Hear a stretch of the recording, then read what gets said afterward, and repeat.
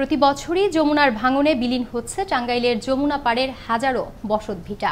এমত অবস্থায় ভুক্তভোগীদের জীবনমান উন্নয়নে সরকার দিচ্ছে 50,000 করে নগদ টাকা। তবে অভিযোগ উঠেছে সেই টাকা পাইয়ে দিতে জনপ্রতি 20,000 টাকা করে নিচ্ছেন স্থানীয় কিছু জনপ্রতিনিধি। এদিকে তদন্ত সাপেক্ষে ব্যবস্থা গ্রহণের আশ্বাস উপজেলা প্রশাসনের।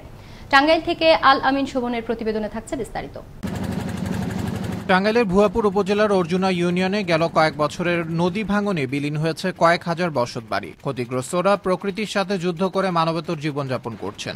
এর আগে 2019 সালে ভুয়াপুর উপজেলার ভাঙন কবলিত 4টি ইউনিয়নে বেশি ক্ষতিগ্রস্ত হয়েছে এমন একটি তালিকা তৈরি করেন স্থানীয় সরকারের জনপ্রতিনিধিরা। মহামারী করোনার কারণে পিছিয়ে গেলেও সম্প্রতি প্রধানমন্ত্রীর পুনর্বাসন সহায়তা প্রকল্পের আওতায় 1,66,00,000 টাকা বরাদ্দ দেন সরকার, যা 19 সালের তালিকাভুক্ত অতি দরিদ্র ও দুস্থদের মাঝে পরিবার প্রতি 50,000 করে টাকা দেওয়ার নির্দেশনা রয়েছে। তবে সেই টাকা পেতে ইউনিয়নটির 8 নং ওয়ার্ডের কয়েকজন ইউপি সদস্যের বিরুদ্ধে উঠেছে 20,000 করে টাকা নেয়ার অভিযোগ। সম্প্রতি 2 দফায় বাসিদেবকুল গ্রামের 18 জন ভুক্তভোগী প্রতিকার চেয়ে উপজেলা নির্বাহী কর্মকর্তা বরাবর লিখিত অভিযোগ করেন। সরকারে 50,000 টাকা দিব, সেই জন্য আমার গ্রামের মেম্বার আছে যে 7 আর নাসিমা এরা কুতেছে যে তাহলে তুমি 20,000 টাকা দাও, দিবারে 50,000 টাকা পাইবে। মহিলা নাম্বার 20,000 চাইছে 50,000 টাকা দিব, বাইরে বাংলা জান তুমি টাকা দিব। মানে আঙ্গের এখানকার মহিলা মেম্বার হে কইছে যে তাহলে 50,000 টাকা আসতেছে, তাহলে 20,000 টাকা আমাকে দেও। অভিযুক্ত ইউপি সদস্য দিলশাদ মিয়া এবং সংরক্ষিত নারী সদস্য নাসিমা বেগম তাদের বিরুদ্ধে ওঠা অভিযোগ অস্বীকার করেন। বাড়ি ভাঙার যে তালিকা সম্পর্কে যে ভুয়াপুর উপজেলা একটা আমাদের বিরুদ্ধে অভিযোগ দিয়েছে, সেটা আদৌ সত্য না।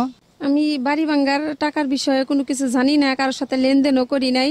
ইউনিয়নটির ইউপি চেয়ারম্যান জানান, অভিযোগের বিষয়টি তিনি খতিয়ে দেখছেন। আমার 2 জন মেম্বারের বিরুদ্ধে যে অভিযোগ এসেছে, আমিও সেটা সত্যতা যাচাই করার জন্য খতিয়ে দেখছি। কয়েকজন মেম্বারের বিরুদ্ধে অভিযোগ পেয়েছেন বলে জানিয়ে তদন্ত সাপেক্ষে ব্যবস্থা গ্রহণের কথা জানান উপজেলা নির্বাহী কর্মকর্তা। এই তালিকা করার ক্ষেত্রে কয়েকজন মেম্বারের বিরুদ্ধে আমরা লিখিত অভিযোগ পেয়েছি যে তারা অর্থ লেনদেন করছে। ওনার তদন্ত প্রতিবেদন পাওয়ার সাপেক্ষে আমরা পরবর্তী প্রয়োজনীয় ব্যবস্থা গ্রহণ। সরকার দারিদ্র জনগোষ্ঠীর জীবনমান উন্নয়নে দিচ্ছেন আর্থিক সহায়তা। জনপ্রতিনিধিদের কিছু অসাধু ব্যক্তির কারণে বঞ্চিত হচ্ছেন প্রকৃত দুস্থ ও অসহায় মানুষগুলো। তারা চান এর প্রতিকার। আবরার আহমেদ মাহি, আনন্দ টিভি, ন্যাশনাল ডেস্ক।